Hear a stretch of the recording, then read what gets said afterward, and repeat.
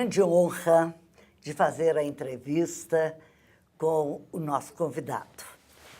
É o Reginaldo Lázaro de Oliveira Lopes, deputado federal do PT.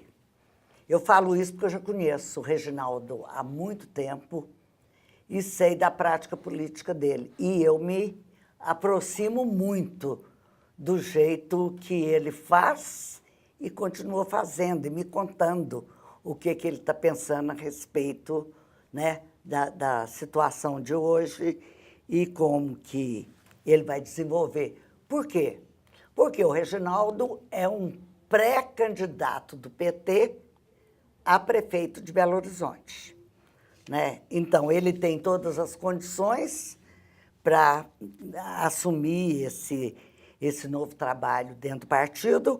Por quê?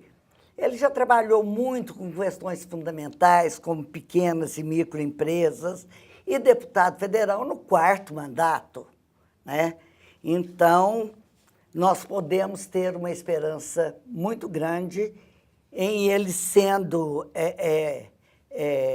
como é que fala, consagrado, né? Ele saia como candidato a prefeito de Belo Horizonte. É uma campanha que a gente vai fazer com muito gosto. Então, o Reginaldo, eu não quero falar muito, porque eu quero que você fale muito, né? Então, eu queria que você falasse bem rapidinho a tua história de vida, onde você nasceu, o que foi importante na sua vida profissional, né? Antes de entrar na atividade mesmo profissional e política, né? E, bom, enfim, você pegar os pontos principais. Primeiro, Caiafa, é uma alegria poder participar do seu programa. Eu que na minha juventude e adolescência tive a alegria de acompanhar seu mandato de vereadora. Oba! E sou um apaixonado pela história e caminhada do nosso partido, em especial pela esquerda brasileira. Então, eu sou seu fã, né? Segundo... Muito bom. Eu sou de uma segunda geração, vamos dizer assim, no PT, né? Mas eu nasci em Bom Sucesso, eu costumo dizer que mineiro não nasce no lugar, não, nasce perto de outro. É verdade. Tem 853 municípios, né? Então, eu nasci perto de Lavras ou perto de São João del Rei, que é Bom Sucesso. E, de repente, você é até meu vizinho. Eu nasci numa cidade chamada Campos Gerais. Sim, conheço. Que é perto de Lavras, é perto de Alfenas, é perto de Varginha. Eu conheço Campos Gerais. Então, eu vim da roça, né? Eu nasci, na verdade, no distrito de Bom Sucesso. Meus pais são trabalhadores rurais, nós somos 7 irmãos. E trabalhei, tive uma experiência muito interessante. Eu fui padeiro durante quase 10 anos, de 9 anos de idade até 19, antes de eu chegar na Universidade Federal de São João del Rei, eu trabalhei como padeiro. Fiz toda a cadeia na padaria, de ser padeiro, de entregar pão na casa das pessoas às 5 horas da manhã, até de ser gerente, balconista e também padeiro de fazer pão. Porque quando eu fui para o ensino médio, eu cheguei à conclusão que se eu fosse padeiro, eu concluía a receita, né, os pedidos, a capacidade de venda da padaria, e eu poderia ir embora. Então, eu acabei, modesto, sendo um bom padeiro, então sobrava tempo para eu militar, participar da Pastoral da Juventude, do Movimento Estudantil e dedicar ao estudo. Então, eu fiquei até a minha formatura em 92, e no ano seguinte eu já passei no vestibular na Universidade Federal de São João del Rei, e lá eu militei mais ativamente, lá eu consegui conciliar uma militância forte no movimento estudantil. Eu presidi o DCE, o Diretório Central dos Estudantes, por 3 anos na universidade e também me formei em economia. E eu era aqueles alunos que queria dar exemplo. Não posso ser estudante profissional, portanto, eu vou me formar em 5 anos. E olha que economia você tem matemática 1, matemática 2, matemática 3, tem as estatísticas, tem várias matérias, mas eu cumpri. Formei em 5 anos. Então você se formou em economia? Formei em economia, depois eu voltei, porque eu peguei a crise do Fernando Henrique Cardoso, que não tinha emprego. A hora que eu queria formar rápido, em 5 anos, quando eu me formei, eu parecia aquele cachorro que caiu do caminhão de mudança. Para onde ir? Para onde correr? E aí eu voltei para a universidade. Mas aí eu voltei para fazer pós-graduação. Aí eu me especializei na questão de micro e pequeno empreendimentos, fiz uma um estudo sobre Banco do Povo, sobre microcrédito, crédito produtivo, crédito em especial para as mulheres, que são muito determinadas, são empreendedoras. É verdade. Estudei muito o Banqueiro dos Pobres, né, o Umes, da Indonésia, e também estudei experiências no Brasil. Depois que eu me formei, fiz a minha pós, eu vim para BH, para Belo Horizonte, e iniciei algumas matérias no mestrado, nas Ciências Políticas, na Universidade Federal de Minas Gerais. Mas, no meio, eu me dediquei a uma pré-campanha de deputado federal.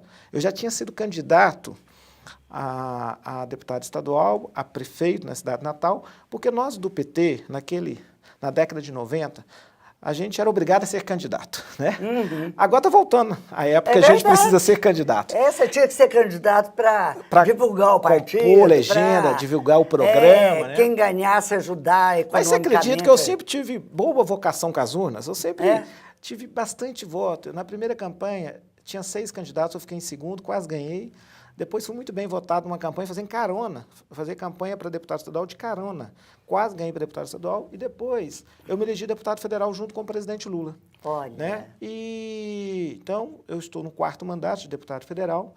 Nessas eleições de 2014, o povo é tão generoso que me elegeu como deputado mais bem votado de Minas Gerais. Eu tive 310 mil votos Beleza, e 266. E me tornei também o deputado mais bem votado do PT no Brasil.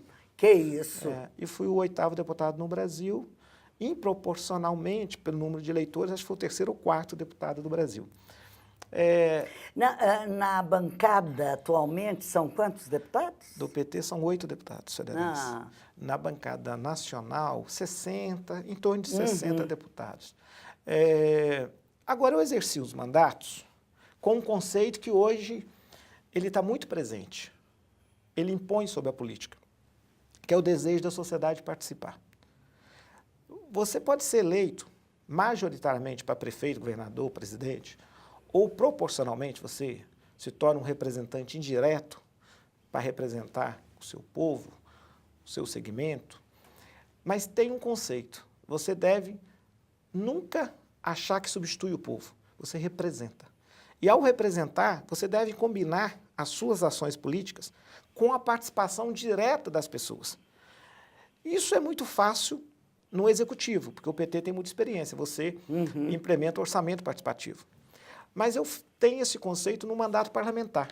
Quem acompanha, infelizmente, a mídia, as pessoas dão pouco valor ao trabalho do deputado no dia a dia. Às vezes elege, depois não acompanha. É verdade. Mas o meu mandato, quando eu entrei, eu sou formado em economia, mas eu falei, se eu cuidar de economia, ninguém vai me ouvir. Vai ser o Delfim Neto, vai ser o Aloysio Mercadante, vai ser...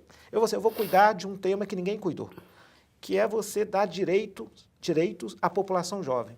Então, eu criei uma comissão especial para discutir políticas para a juventude. E nós percorremos o Brasil, viajei todos os estados e apresentamos um conjunto de proposições legislativas que se tornaram leis. Quais foram as proposições? A Constituição brasileira, a Constituição cidadã, que deu direito a todos os segmentos, não reconheceu o jovem como um sujeito de direito, um sujeito de políticas públicas. E eu incluí no artigo 228, nos direitos, a população jovem, o direito de ser sujeito das políticas públicas. Por isso que o político falava assim, o jovem é o futuro, nunca tratava o jovem no presente. Ô, Reginaldo, eu quero te interromper um pouquinho só para falar uma coisa para você. Você vai morrer de rir, principalmente depois, porque você vai fazer, a Caiafa está ficando doida, o que uma coisa tem a ver com outra. Mas você acredita que eu vivi na minha vida pessoal uma experiência muito engraçada? Quando a minha turma era pequena, eu tinha um médico pediatra. Sim. Eu ia no pediatra para tratar, era de mais ou menos uma clínica geral, né? Menino, quando chegou na adolescência, que é aquele período trágico de mudança, tanto para a menina como para o menino. Tantas inquietações, né? Tantas coisas. QD médico para adolescente e juventude. Agora que está começando a aparecer um pouco, maioria entendeu? dos políticos falavam que o jovem era um problema do país e não uma solução. Então, nós mudamos Eu acho esse que conceito. o jovem era invisível. E quem trabalhou como você teve essa... Sabe como é que era a realidade da juventude no Brasil? O Brasil tinha, entre os países filiados à Unesco, são mais de 200 países, o Brasil tinha a juventude mais pessimista do mundo antes do Lula e da Dilma, antes de 2002. Quando eu cheguei no Congresso, nós criamos esse estudo, apresentamos uma emenda à Constituição que foi aprovada, demorou vários anos, mas foi aprovada. Nós fizemos o Estatuto da Juventude, que agora está sendo implementado, que dá direito, inclusive, a meia passagem interestadual, para o jovem ter o direito à mobilidade, de ir e vir, de trocas de cultura, de experiência. Conseguimos consolidar a meia entrada para o jovem, um conceito maior do que só para o estudante, inclusive para o jovem pobre, até 29 anos. Definiu que jovem é 15 a 29 anos e conseguimos, às vezes você faz uma lei, a senhora que foi vereadora, e a lei não pega, não tem esse negócio, a lei não pega, né? Independente da lei que nós fizemos, do marco regulatório, dos direitos da juventude, nós colocamos a juventude na pauta política do Brasil. O que é que nós criamos? Eu fui relator do ProJovem, eu fui relator do Primeiro Emprego, nós ajudamos a pensar o ProUni, eu fui relator do novo FIES, que já colocou 2,5 milhões de jovens nas faculdades privadas. Ajudamos a pensar o ReUni, que nós pegamos a Universidade Brasileira com 100 mil vagas a cada vestibular, agora é SISU, a cada processo unificado, hoje são 400 mil vagas. Saímos de uma comunidade universitária de 2 milhões para 8 milhões de jovens no Brasil.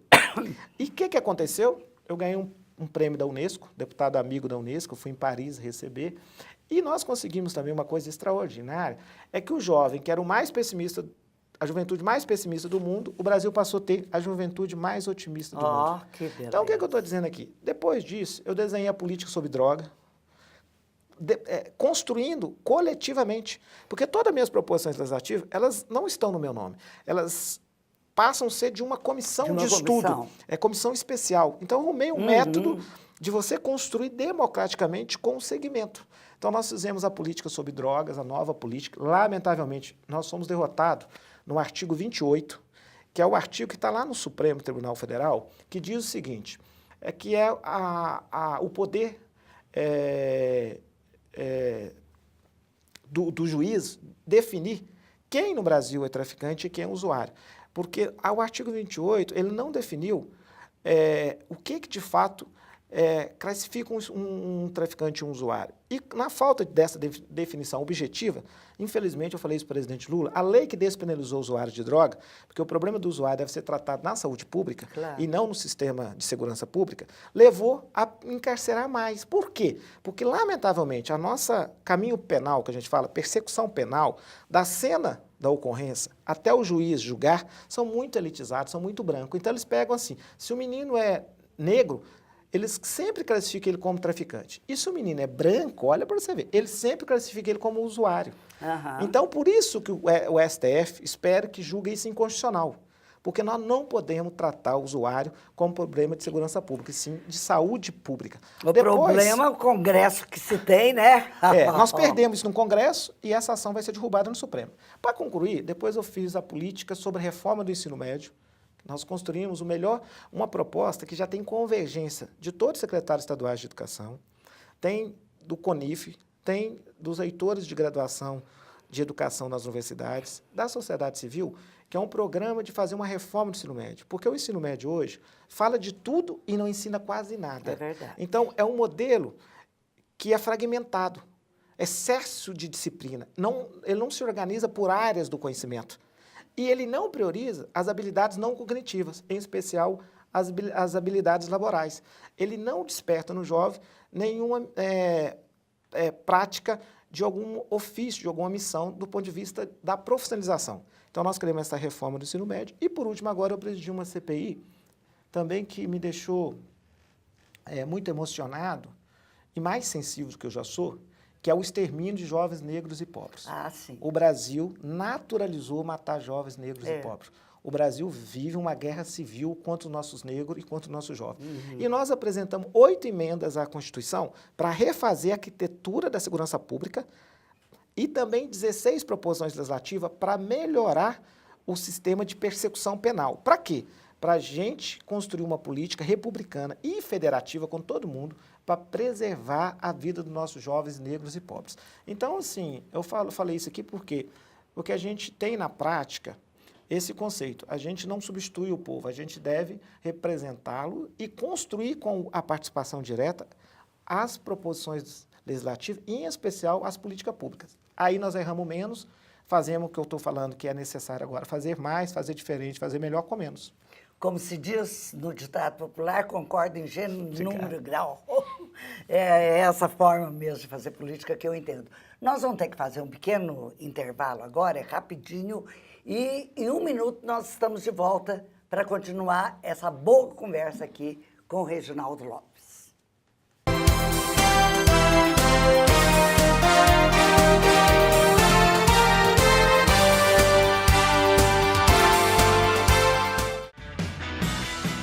Venha gravar sua peça audiovisual na TVC Produções. Além dos melhores equipamentos que garantem qualidade estética de som e imagem, nossos estúdios contam com revestimento acústico, ar-condicionado, chroma key, teleprompter e tudo o que você precisa para gravar o melhor vídeo para o seu projeto. Entre em contato e faça um orçamento. Ligue 31 3024 2755.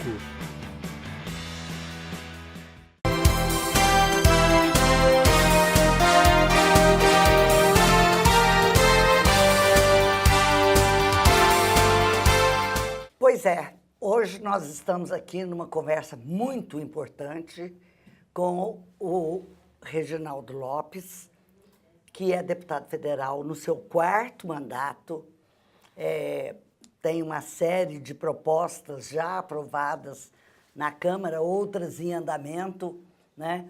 E que faz questão de trabalhar com os segmentos da sociedade que foram responsáveis pela sua eleição. Sendo assim, ele sempre forma uma comissão estadual para discutir os temas, e que são muitos, né, que ele assumiu na Câmara Federal e transformou em lei. Como nós não podemos ficar falando muito aqui, nem para apresentar ele, nós vamos agora pedir para ele fazer um breve comentário, porque não é o objetivo dessa entrevista de hoje. Assim, o que ele acha da situação do PT no momento atual? Tem um cara que falou numa entrevista, num programa hoje, que o PT tem que ser extinto. Que, aliás, que ele já está no caminho de ser extinto. Então, eu queria saber o que você acha da situação do PT no momento atual.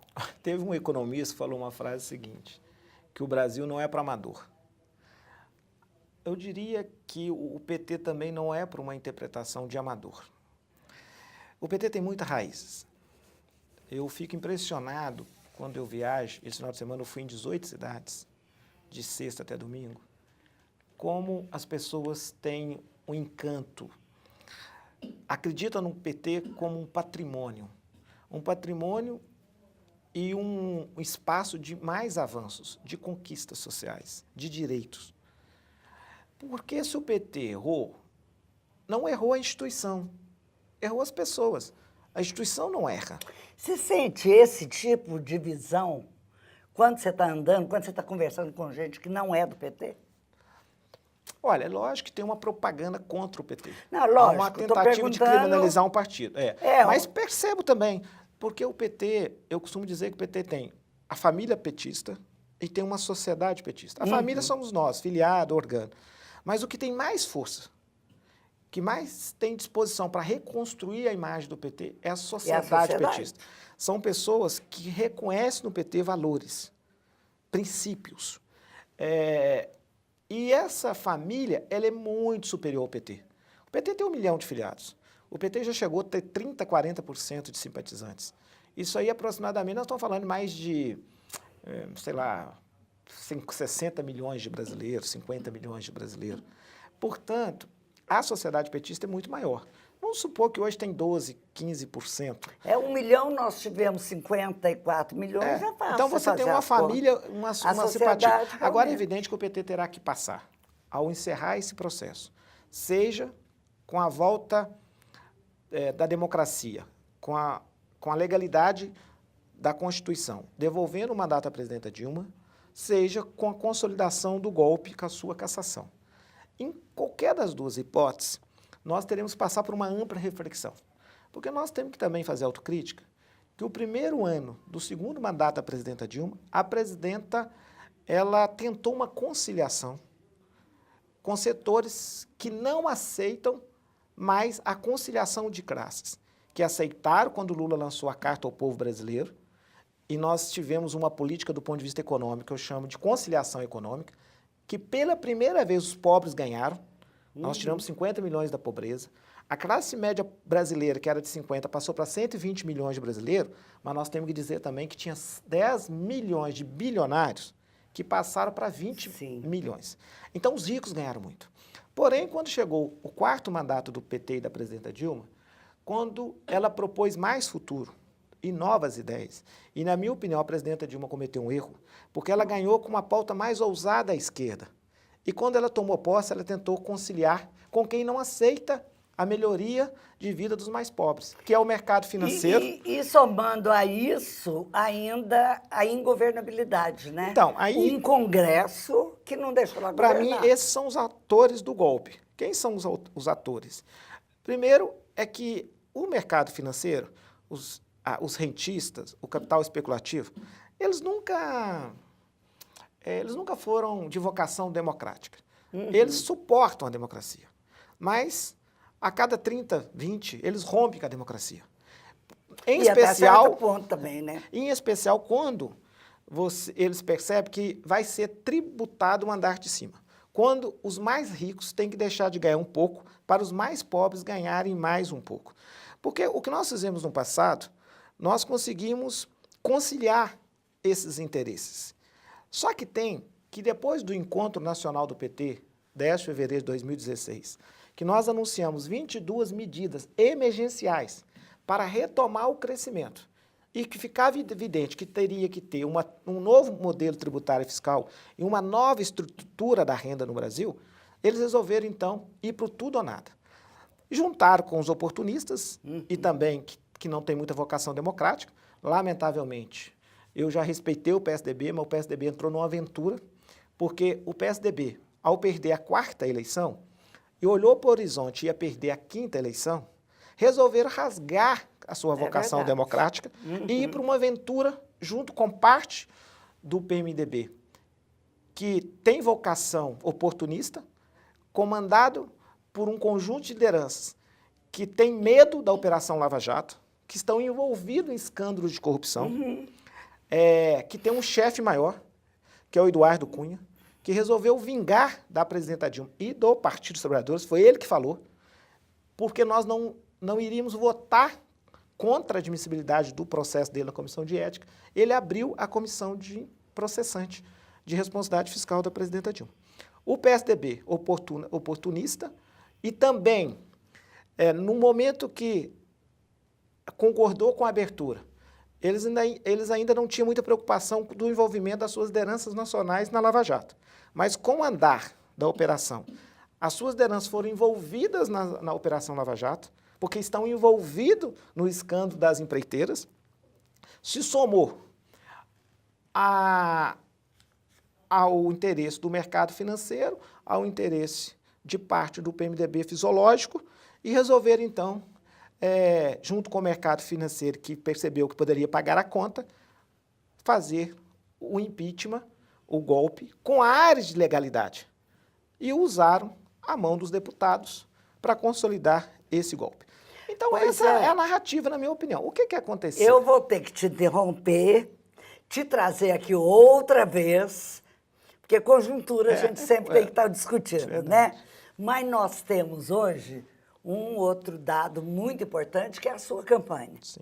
Eu gostaria que você, então, né, já pedindo desculpa pela interrupção, mas garantindo que você volta aqui para a gente conversar nós vamos sobre compreender essa história do impeachment, porque para uns alguém acha que tem previsão constitucional e tem, mas sem crime é golpe. Para outros é golpe. Mas então nós vamos compreender isso melhor, porque eu achava que nós íamos demorar uns 20 anos, 10 anos, para os historiadores consolidar esse momento como golpe. Eu estou achando que não vai demorar nem 6 meses, porque está ficando escandaloso a participação de vários atores para tentar impedir a transparência desse país, né, e caçar uma presidente honesta, que não é em nenhum crime, e para tentar interromper o processo de apuração da corrupção. Então é isso, nós temos que debater mais. Agora, Pois é. sobre a campanha, Vamos ver. depois de muita reflexão, nós estamos colocando o nome como pré-candidato.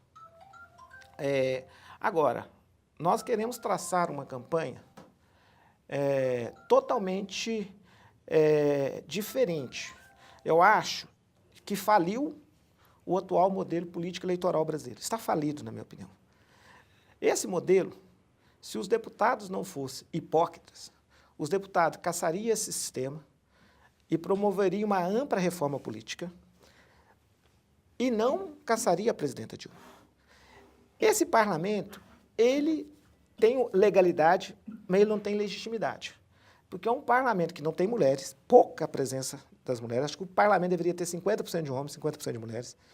É um parlamento que não tem a presença dos negros, muito pequena a presença dos negros. E a presença da juventude que tem lá são de uma política do filhotismo. É o filho do deputado, senador, do governador, que tem pouca presença dos jovens, dos movimentos sociais. Portanto, é um parlamento com pouca legitimidade. Então, é impossível o PT participar de campanhas eleitorais se ele não condenar esse modelo. Portanto, uma das diretrizes da nossa campanha, pré-campanha e campanha, nós temos que fazer uma campanha totalmente alternativa, uma campanha direto com o eleitor. Eu acho que tem que ser uma campanha de caminhada, de que a gente visite todos os bairros, as principais ruas, plenárias várias por dia, ouvindo todos os segmentos e construindo a cidade que queremos.